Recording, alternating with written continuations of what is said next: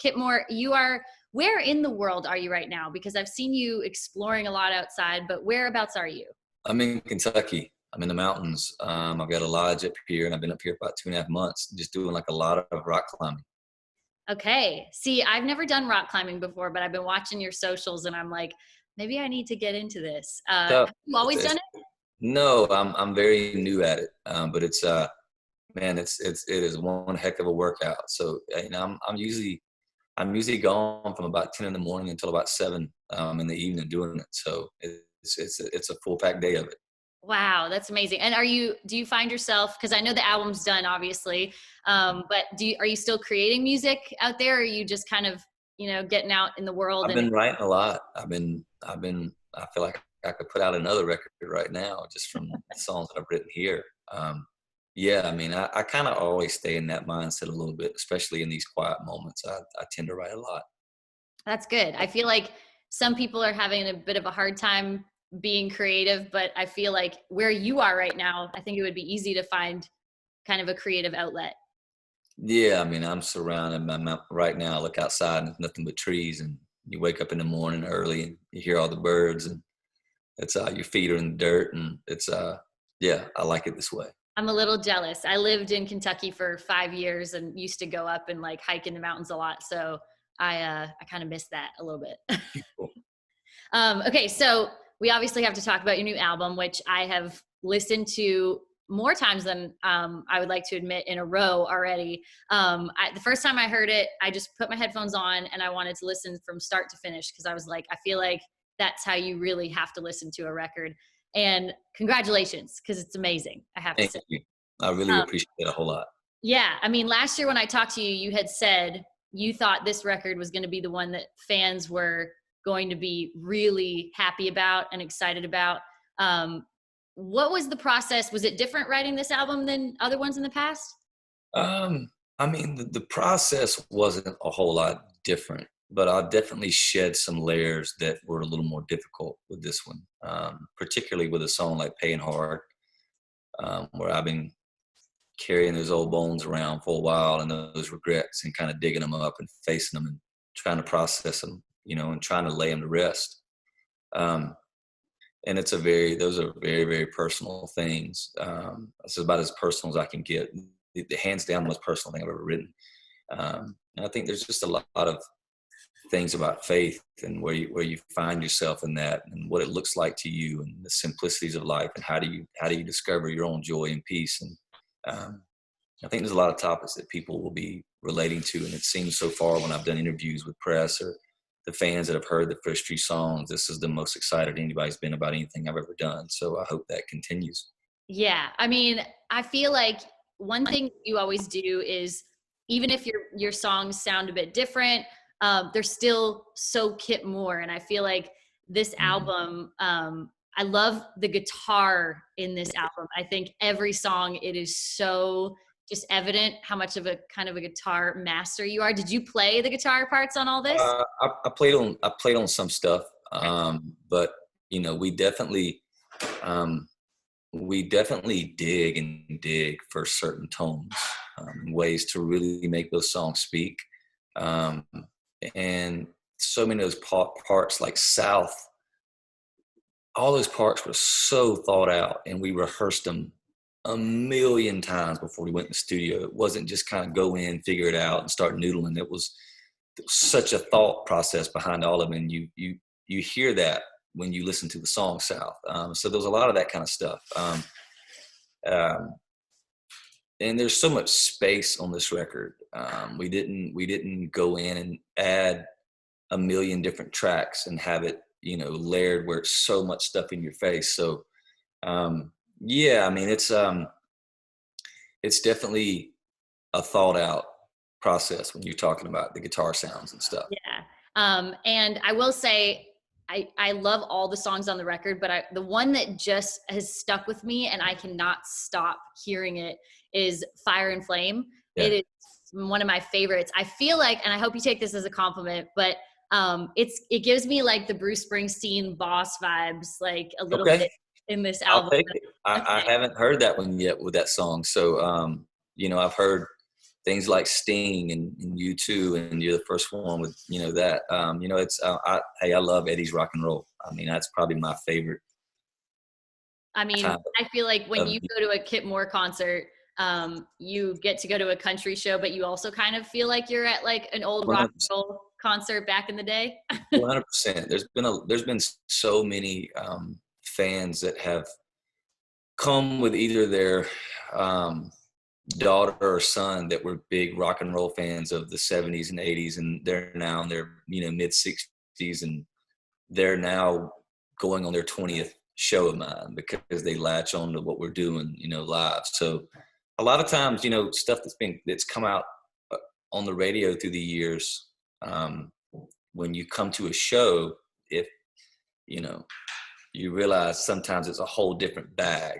When you actually come to the show, people that have just heard Pretty Girl and Truck, and then they come to the show and it's like, holy cow, it's kind of a whole different wall of sound. And it's cool too, because I mean, I noticed this last year at Boots and Hearts. I got to watch your show, which anybody who's lucky enough to watch it from the stage and actually see the fans like getting as close as they possibly can and just partying. The energy, especially when you play album cuts that, aren't on the radio, and yet your fans are like, I know every single word. That's gotta be a feeling for you. Yeah. I mean, it's a very tangible fan base. This isn't some, they're here, and they're here to stay, and they know the albums front to back. And I think that's why I put so much focus on trying to make each track as good as I possibly can, because I know that it's a fan base that truly digs into the whole project. Yeah, they listen no matter if it's playing on the radio or not. I know for me, are you going to put vinyl out? Because we've already sold more vinyls off of this project than I have any other project before. Oh, okay, good. Because that's like one of my favorite ways to listen, but definitely after hearing this record, I feel like you almost have to have it on vinyl. Yeah, I hope so. Yeah.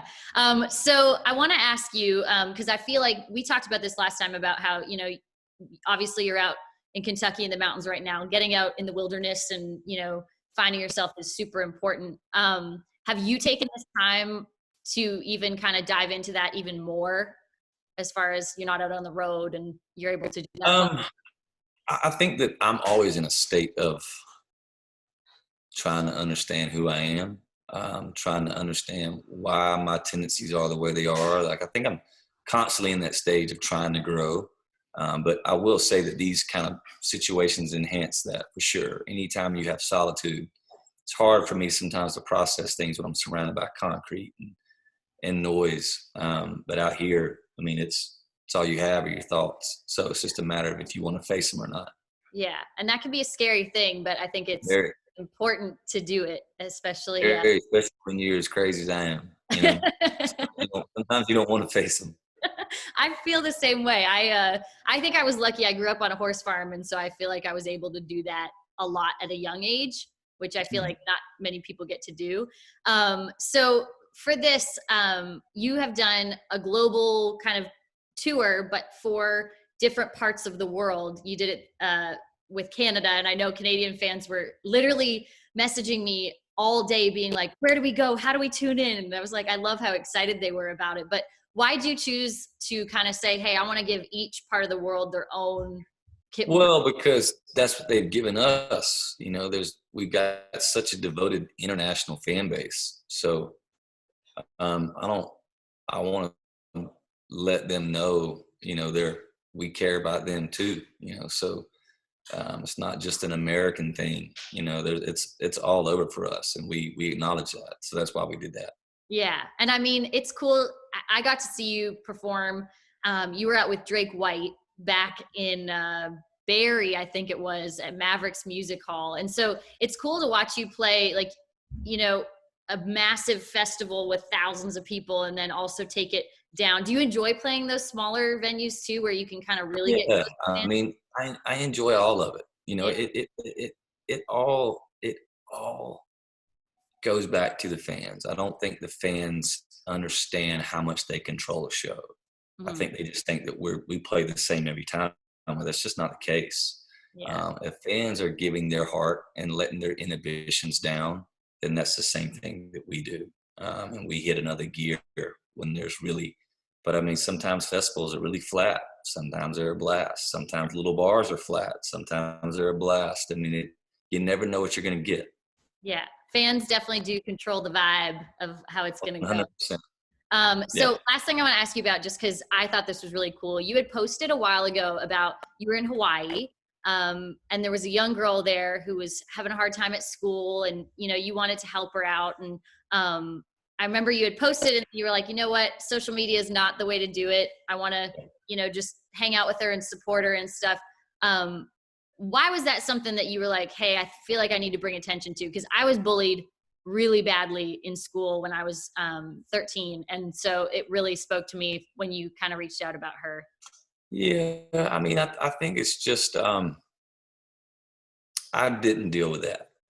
I didn't deal with being bullied. But when I see it, especially with a kid, I just, I can't imagine if that was my everyday as a kid. Because as a kid, you just don't know how to internalize things and process them. And man, she is such an amazing ball of energy. And I just hate that there's anything that's potentially disrupting that. So I was just trying to figure out a way I could help her. But, I quickly was like, wait a minute, I'm going against everything I believe by trying to make it, a liking her page, because I think that's total BS, so that's just a Band-Aid, and it's a false Band-Aid. So, I wish parents,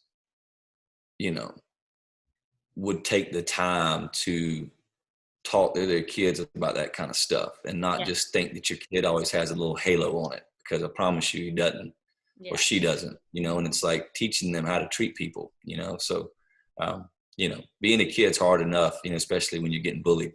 Yeah. And it's tough to understand when you're a kid for sure. But I just thought that was awesome that you noticed it and wanted to help her out. Okay. Well, Wild World is amazing. And I think your entire fan base is going to freak out when they hear it. So I'm super excited. Thank you so much for doing this. Thank you.